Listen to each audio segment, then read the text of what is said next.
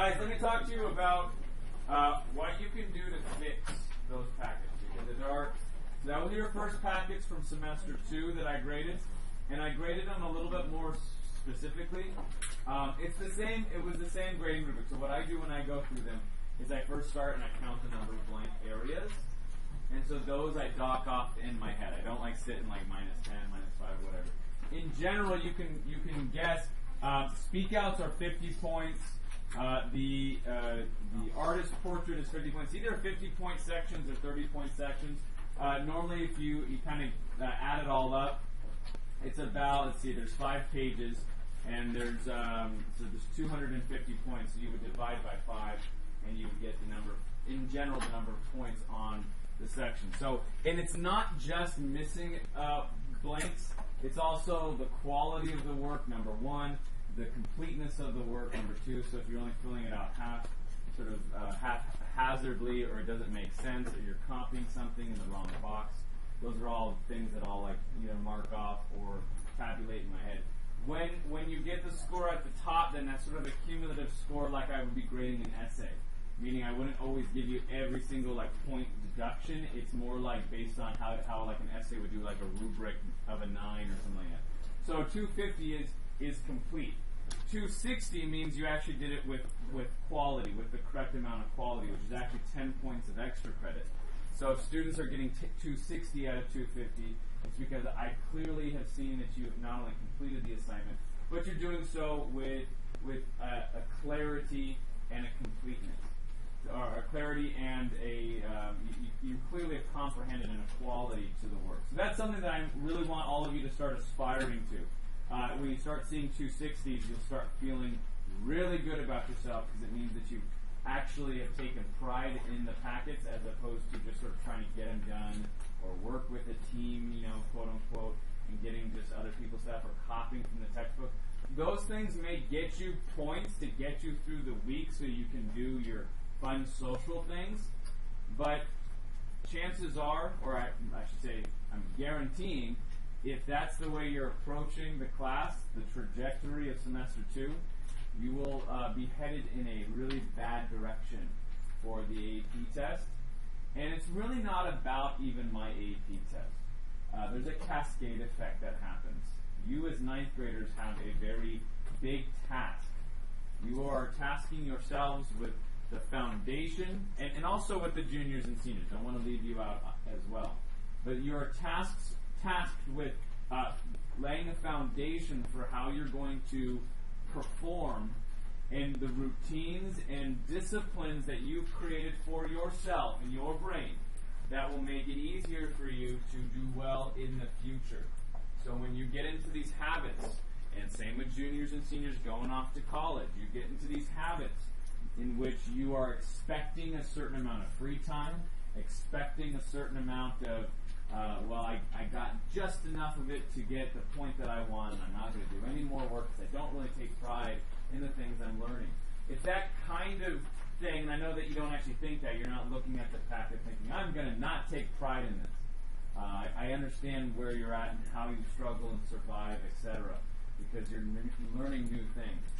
But it's trying to push yourself and challenge yourself as those pre-IB, pre-college type learners that are awaiting and are expecting a challenge beyond what they think they can handle in order to get better, get smarter, get a job that you want, all those kinds of things that your goals are in life.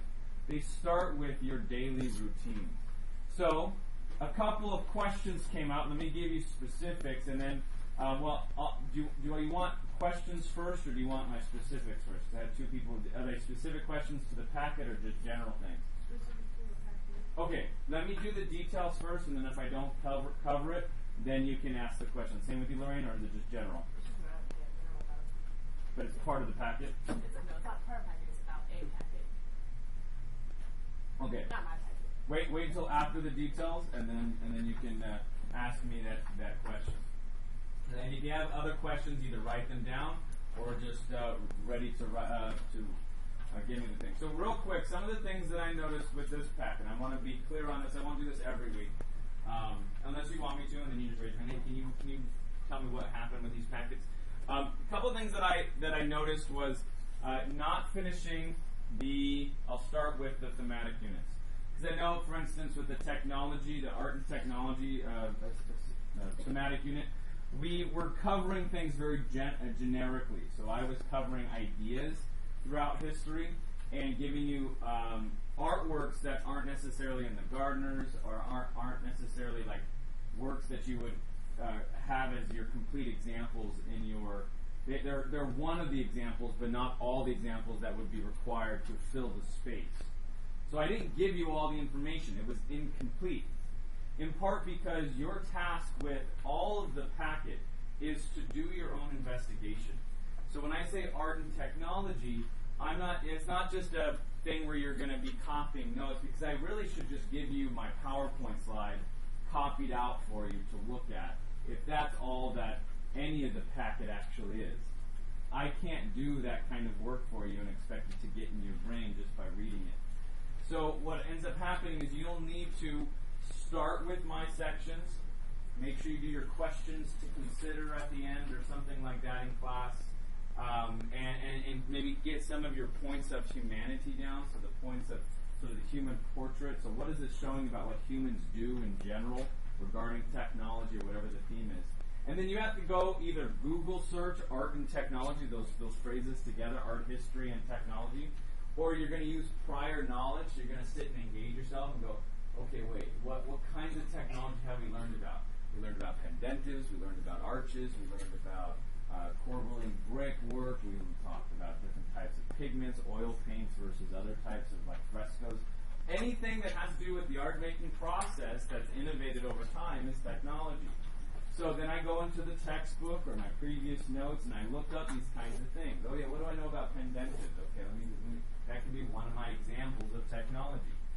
So that's how you complete things that are incomplete in class, is through your own investigation. So that's number one. Number two, some of you are just straight up skipping artist portraits. Those are, again, you choosing a character from the chapter, an artist, and getting some background info. Who would have been a good one for early Renaissance? In fact, who should everyone probably have done? Well, Donatello's are very important for sculpture. You can do Botticelli. And I would personally, when I said that question, I thought of Brunelleschi. That would have been my sort of go-to. But you're right, all three of those people and more would have been adequate for that question. So just a heads up, if you didn't do that or you didn't finish it completely, go ahead and go back through and fix it, hit revise, revise on it, and then submit it again. You get all the points. Third thing would be your speak outs, which I'm really focusing heavily on because your writing skills do need that constant sort of engagement and monitoring with your instructor, right? So you guys are trying to get ready both for college as well as for your AP test in general, but also, again, getting ready for English classes in the future, AP tests in the future. And it's sometimes a big learning curve. A lot of you aren't writing enough. So you might be, even if you're doing your 30-minute timed write with it, you're only doing about what I would expect for 5, maybe 8 minutes for some of you. So if you notice you only have like one paragraph done out of 30 minutes, you're not writing fast enough. So that might be for all sorts of reasons that you'll have to diagnose yourself with until we do a formal test in which I can help diagnose it with you. But that's something that you have to time and discipline yourself. I have 30 minutes. What am I going to say? Let me map it out first. Okay, hit 30 minutes, go. Or I do the 30 minutes during my map, or my map during the 30 minutes. And then I go, and if I blank out and I'm only getting like 5 minutes worth of writing actually done in 30 minutes, I'm going too slow. It's because I don't know the content. Well, if I don't know the content, what should I do in order to fix that? Well, maybe I need to go back and look at my snapshots first to see how it sort of builds off of each other. Maybe I need to go back and read the chapter summary first, or open up the Barons from the Barons corresponding chapter in early Renaissance or high Renaissance, and take a little 5-question quiz at the end, and then see, okay, I'm missing. I know what the problem is. I don't know anything about Donatello. I just completely forgot about him. So when I'm asking to do 2 works from the early Renaissance, I can talk a lot about Brunelleschi, but then I sort of blank out and I go, and then there was other artists too, and yada yada, and I do general stuff. and then I end it because I have no content for a second person, or whatever the issue might be. So that's something that you have to diagnose as much as me. I can't sit and get in your brains as far as how well you're doing. Some of you guys might be able to fool me, and it's not a bad thing, because it can be good. You might fool me by giving me an awesome essay that's completely filled out, and I go, wow, this is great, you're doing great work, keep it up. And I give you, I give you that 9 comment, which means that you're doing really well. Consider sort of future research, further research in the topic or area. Some other type of really good comment. An 8 comment would be like increasing imagery, that kind of thing. So if I'm giving you 8s and 9s, it's not scores, they're comments. So look back on your comment list for those. Comment 5 is like you're not doing thesis statements right. Comments 3 and 2 are like cliches, and you've got grammar issues going on.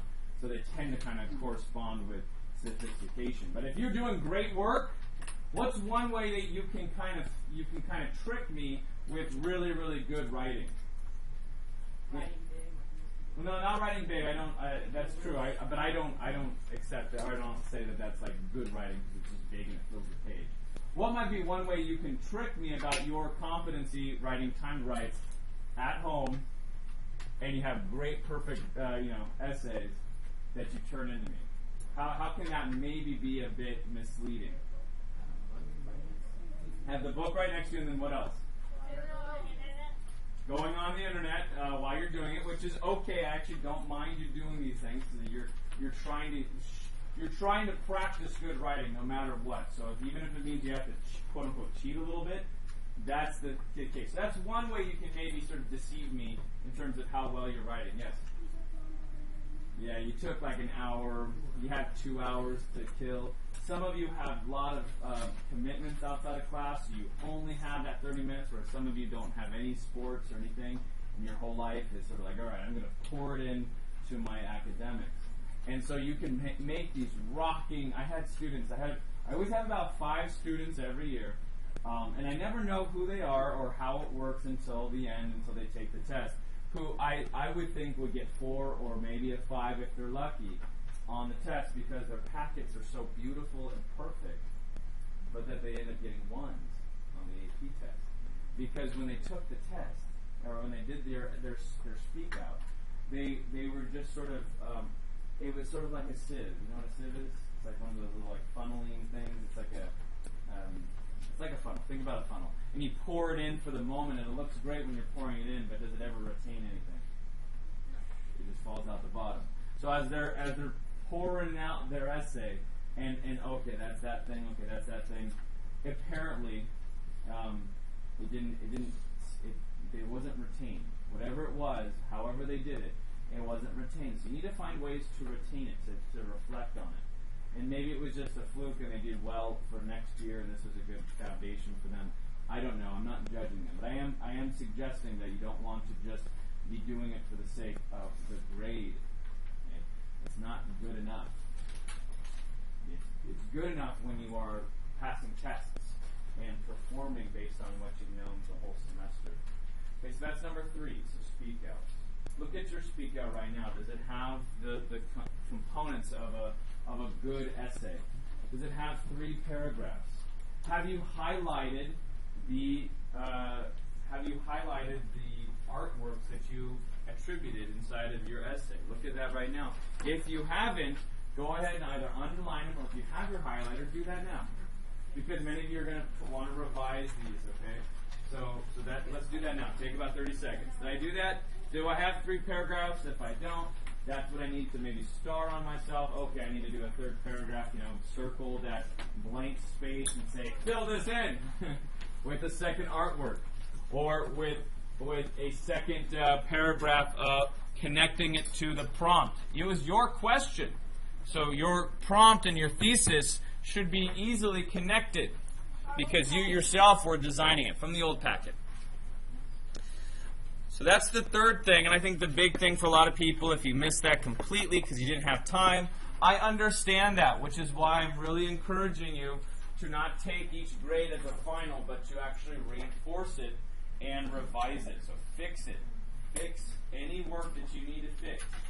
Get it better. Not just because your parents are taking away your headphones or your cell phones.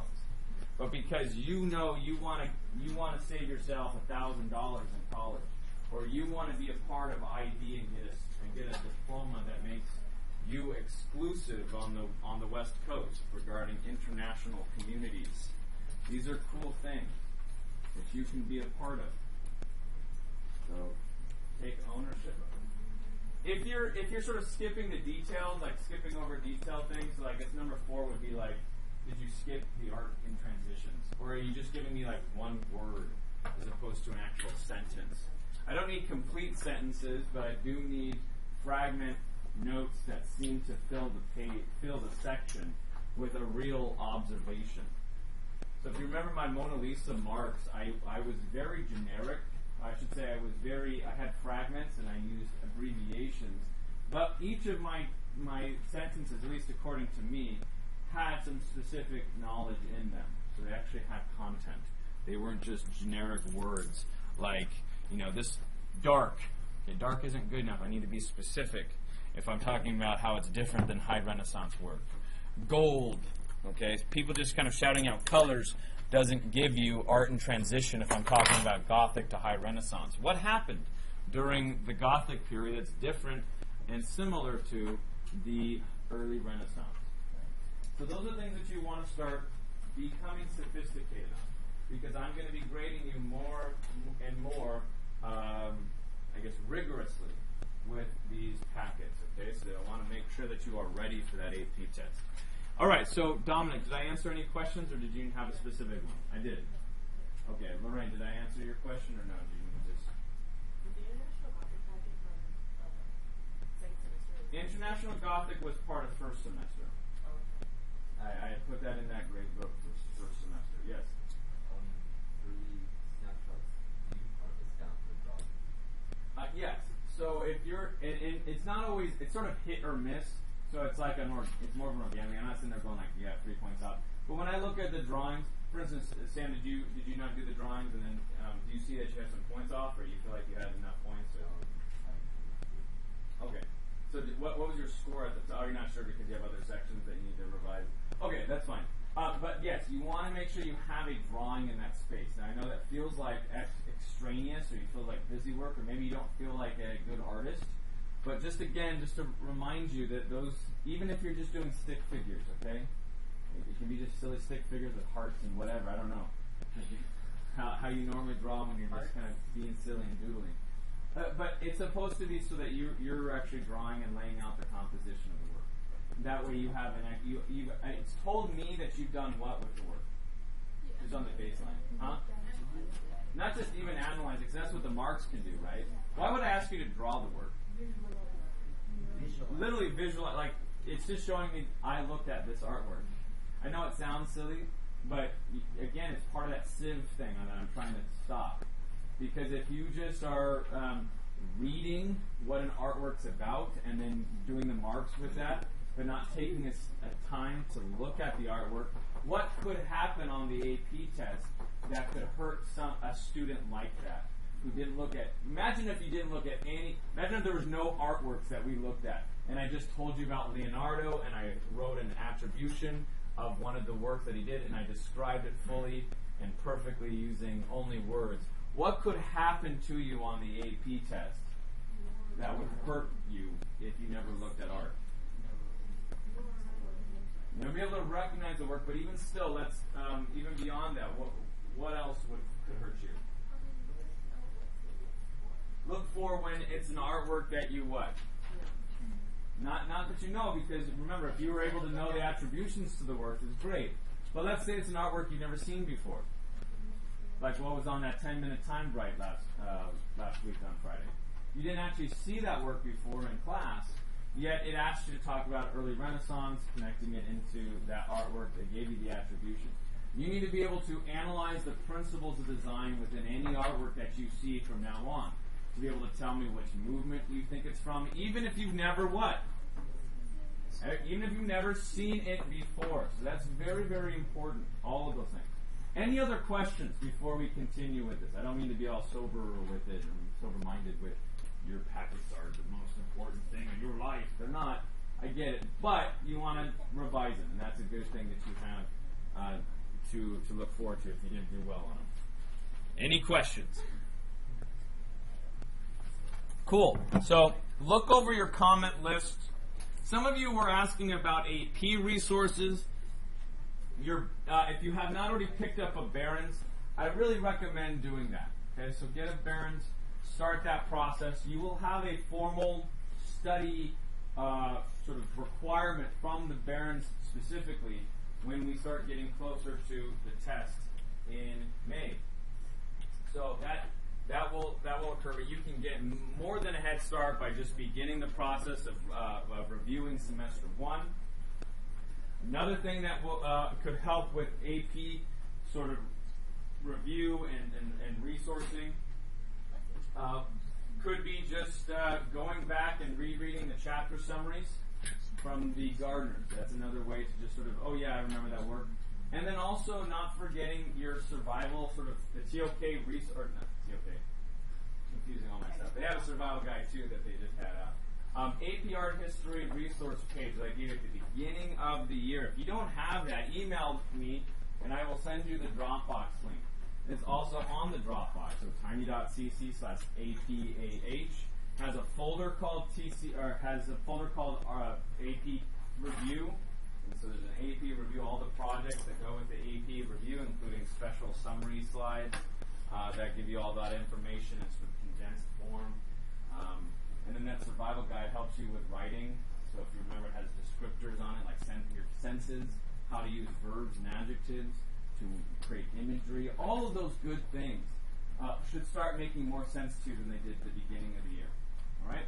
So that was formal intro to semester 2. Welcome to the real world, freshmen and college-bound students. No, I don't know.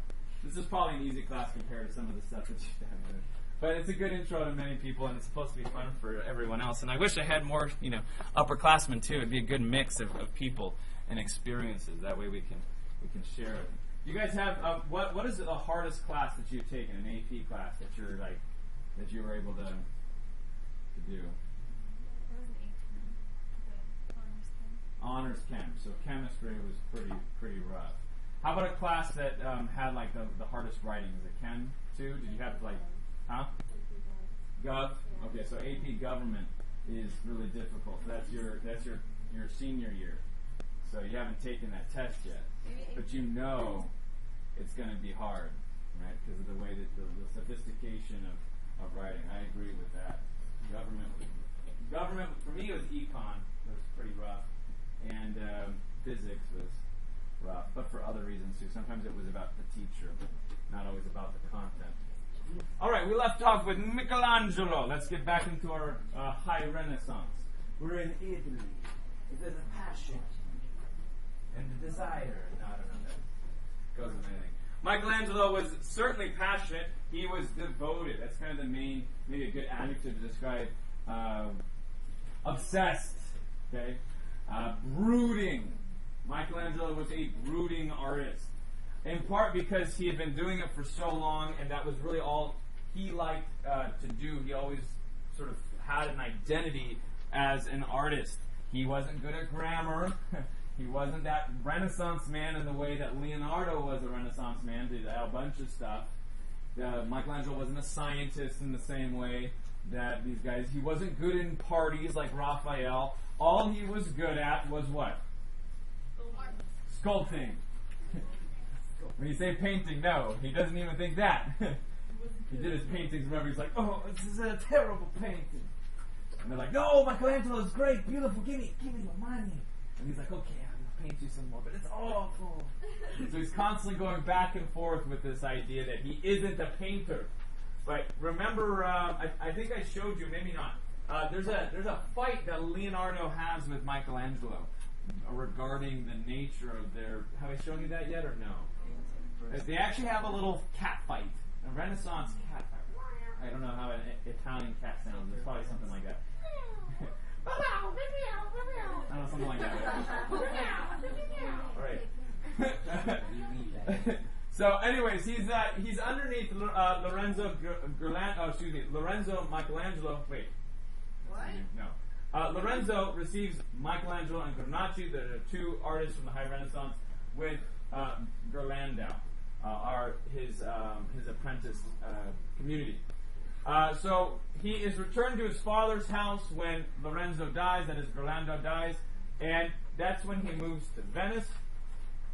This is right around the time, again, of Savonarola. Savonarola was that doomsday monk that kind of messed up Botticelli.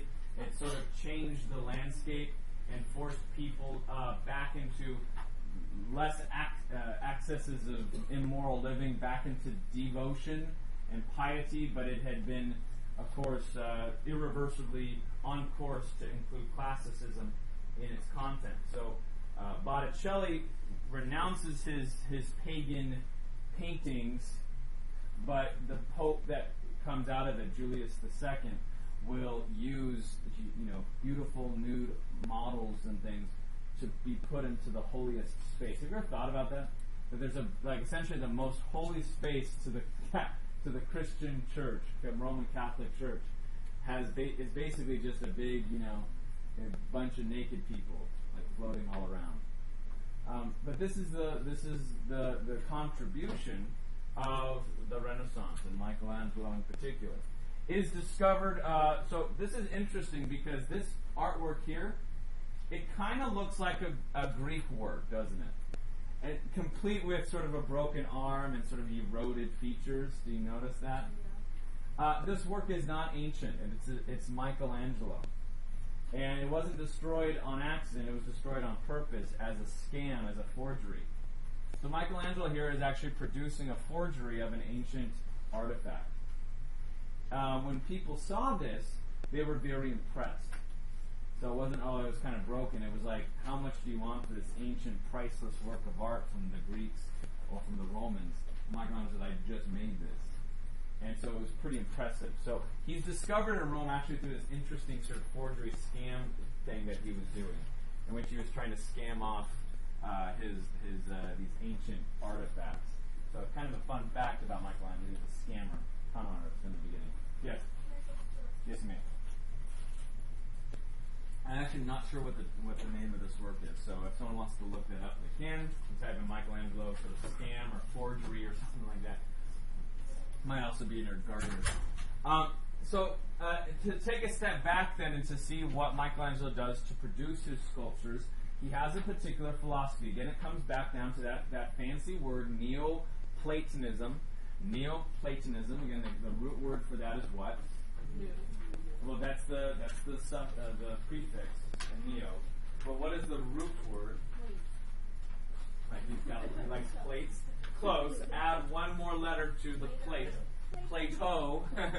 So Neo-Platonism. Platonism. Who is Plato? Remember the Laurentian Library with Raphael. He's a philosopher. Is his finger in the Raphael painting up, or is his hand down to the ground? It's up in the sky. The realm of forms, the realm of ideas outside the cave. Michelangelo is a Neo-Platonist. So he's of Plato.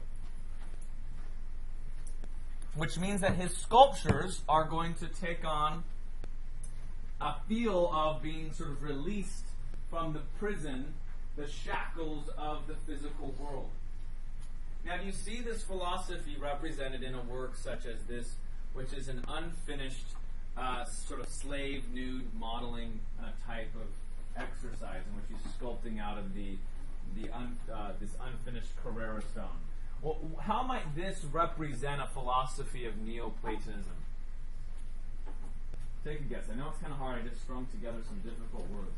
Well, if Neoplatonism is about sort of releasing yourself from the physical world and entering the realm of beauteous form or beauty outside of the cave, how might this be a good sort of representation of Michelangelo's process? Give it a shot, Lorraine. Probably because since the character is missing a head, he's saying it's not on the mind. Okay, so it looks like he's maybe missing a head. Do you see the eyes here sort of engraved? And the nose? Oh, never mind. I know. There's a head. No, it's there, but I think you're onto something. There's something about the work being unfinished that's interesting to see his process. And that maybe the things that he started with first, not going with the mind, that could be an interesting argument to make. Mauricio? I guess you're supposed to imagine the rest of the body.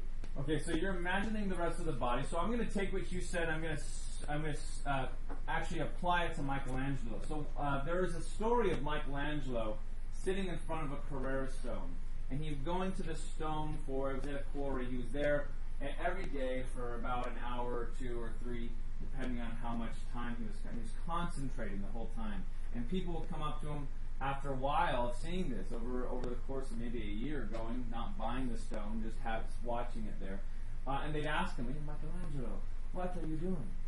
Like, why are you just staring at it?" And he said, "Well, I'm sculpting." And they're like, "What do you mean by that? What does he mean by that?" "I'm sculpting." He's literally projecting all the things that he will do of the mind because he's a Neo-Platonist. See, everything that happens for a Neo-Platonist is something that is sort of a projection of the reality of the mind, not of the physical world.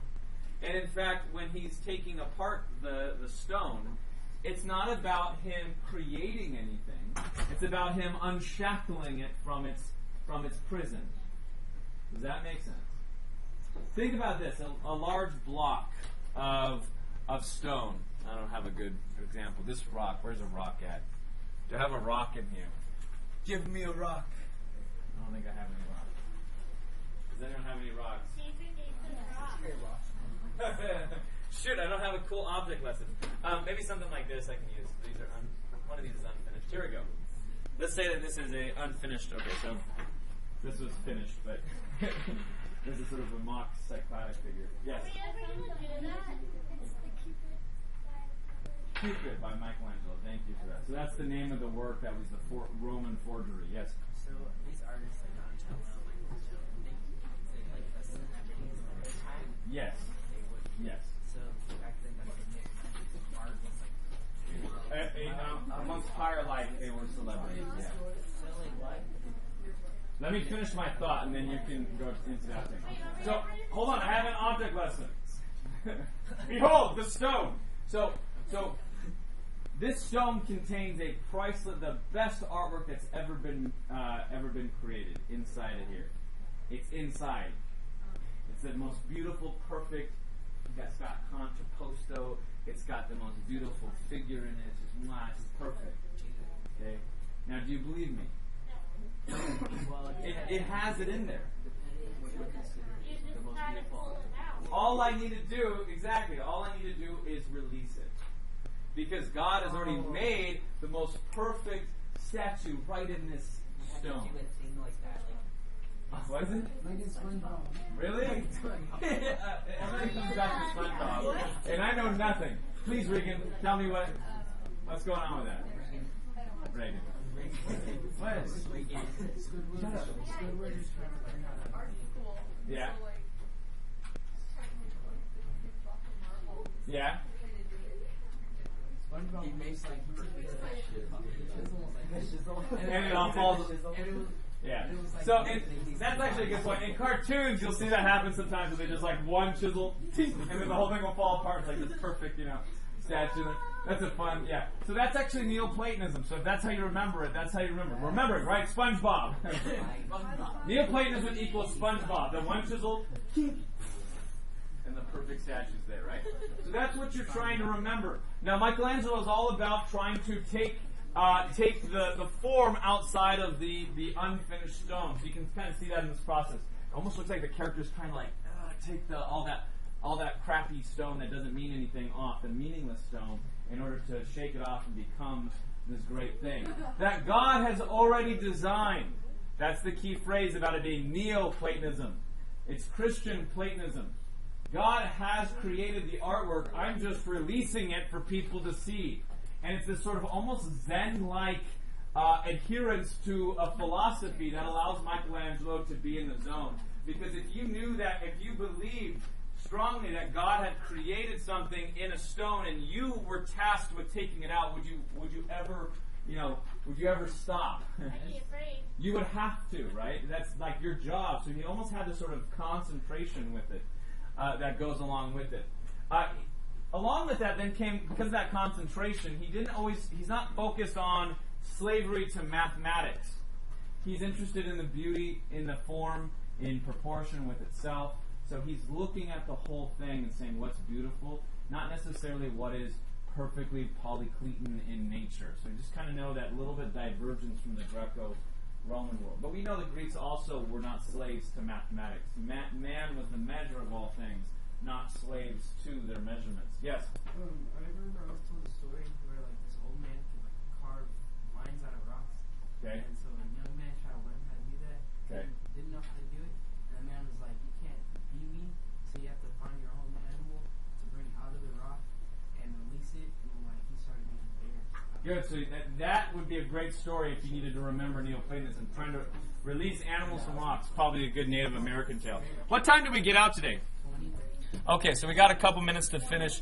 What I'll end up doing here, let me see what I can get to. Oh, okay. Quote. And I quote Michelangelo. In every block of marble I see a statue as plain as though it was stood before me. I don't think that's how he spoke. Why not? Shape and the perfect in its attitude and action. I have only to hew away the rough walls that imprison the lovely apparition to reveal it to the other eyes as mine eyes do see it. Alright, so imprison, that key word there, imprison. I just have to take away that which is already there. It's already perfect in everything. It just needs to be imprisoned. So we should know what this shows about his Neo-Platonic philosophy. If you had this on a DBQ, a document-based question on the AP test, could you now talk about how it relates to Michelangelo's art, his Neo-Platonism? Be able to do that. That might come up, or you might be able to use it in terms of theme. I'll come back. Cassie would like to take the picture. I'll be with it. So if you want to take a real quick shot there. How about I send that as a Remind 101 for you? Interesting, and this, we'll have maybe two more things, and I'll show you the David, and we'll start with that tomorrow, perhaps. Leonardo on painting. This is their cat fight. Le meow. I don't know if that's the hey, the meow, meow, meow. Something like that, right? Cat fight between Leonardo and Michelangelo. What's better, painting or sculpture? Why? I think it takes harder. It's harder to do All of it. Colors. You got colors, right? That's scenery. Scenery. It's beautiful. Lots of imagination, abstraction that you can't do. Why sculpture? Because it's harder. It's more precision. Accurate. Sculpture. Why? Represent things that are unknown with sculpture. Okay. Really? Sculptures or painting? Okay, so you like both. Boo! Cassie. Why? You can't. Lots of different techniques. Lorraine. Paintings, because they can be preserved and sculptures crumble. No one steals a sculpture, everyone steals the paintings. That's why conspiracies come from. Oh, I see. Can you imagine someone like running in with like a machine gun, like, no one move, no one move. I'm taking this. David. Why does he look like Raphael? Yeah, you're right. That's why people take paintings. Read the It's like, point. run away. S'mores. What? Rock beats paper. Rock beats paper? No. Okay. Yeah. Rock Okay. So, Leonardo, do you think he was a sculptor or painter? Painter. No, it doesn't. Let's look at the fight. Let's look at the fight. Leonardo says, painting is a matter of greater mental analysis, of greater skill, of more marvelous than sculptors. Since necessity compels the mind of the painter to transform itself into the very mind of nature, to become an interpreter between nature and art.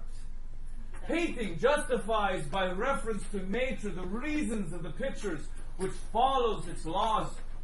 In what ways the images of objects before the eye come together, and the pupil of the eye, which among objects equal in size looks larger to the eye, which among equal colors will look more or less dark or more or less bright. Notice he's talking about the eye being the judge of what's light and dark, not the thing itself. It's based on your retina and the light and all that high dynamic range. He says that's really important to be able to identify. Now, Michelangelo, this was written to Michelangelo saying, guys, he's like, just let everyone know, but Michelangelo calling you out. Painting's better. What are you going to do? And Michelangelo says back, notice, remember how I said that he's always brooding about painting? Well, not when someone's challenging him, and he says, actually, I'm going to be both, and I'm going to be better than you. So he says back to Leonardo, says, I believe that painting is considered excellent in proportion as it approaches the effect of relief. It's like it's good as long as it's trying to be like sculptures, right? That's what painters are trying to do anyway. They're trying to make things look 3D, right? Like it's, but isn't it better just to be in 3D because then you have to look at it from lots of different angles? While relief is considered bad in proportion as it approaches the effect of painting, because it gets worse as reliefs try to get flat. I used to consider the sculpture was the lantern of painting, and that between the two things there was the same difference as between the sun and the moon. But I now consider that painting and sculpture are one and the same thing. Painting is just a lesser form of it.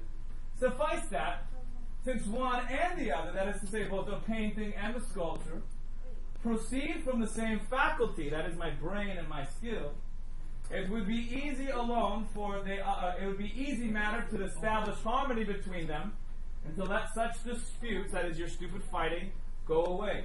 So he says, go away. For they occupy more time than the execution of the figures themselves. He says, go back to painting. You're spending more time in the fight than you are learning how to do your stuff. What? But you're not doing the right thing. As to that man, Leonardo, he doesn't even call him by name, that man, who wrote saying that painting was more noble than sculpture. He's like, I say this. If he had known as much about the other subjects on which he had written, why, my serving maid would have written better than him. Boom! Oh, that's a Renaissance smackdown right there. My maid could have written better than him if he knew anything about sculpting, because what is he saying about Leonardo and his sculpting abilities? He can't sculpt, but then He's like, if you knew about both, like I do, see, I can paint. I don't know if you noticed this, but you see that over there? yeah, I did that. What? See that over there? That's the David. Okay, that's all. Just the best work ever made. So he's saying, like, look, I do both here, and if you knew about both, you'd be writing better than my Well, servant maid. why doesn't he take that military tank he made and blow his foot? Alright. Anyways, that's where we leave off. You're gonna build a Yeah, military we're gonna tank. blow back the early Renaissance and take that slave Enough of the fighting.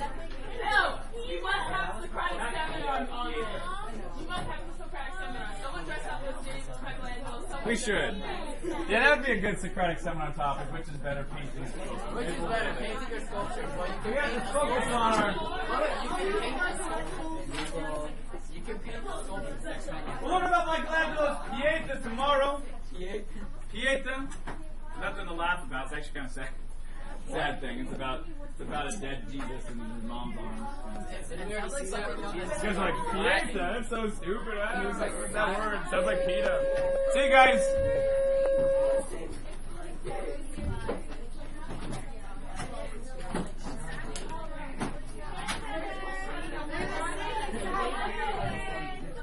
Get those packets revised. Get your high Renaissance in order.